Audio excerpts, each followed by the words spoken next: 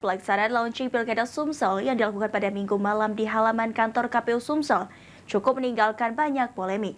Menurut pengamat politik, jika KPU sebagai penyelenggara tidak sense of crisis.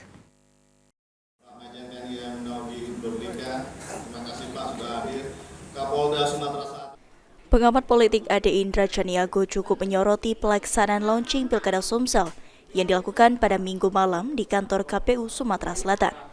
Menurutnya, KPU selaku penyelenggara gelaran pemilihan kepala daerah tidak sense of crisis.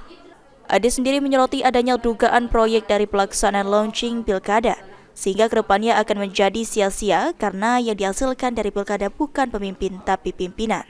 Untuk Pilkada ini akan menjadi sia-sia. Kenapa? Karena yang akan dihasilkan nanti bukan pemimpin, yang ada pimpinan, orang yang cuma punya kapasitas nunjuk, ngangguk, ngeleng, uji Palembang. Ya, saya pikir ini ya harus jadi pelajaran lah buat kita semua.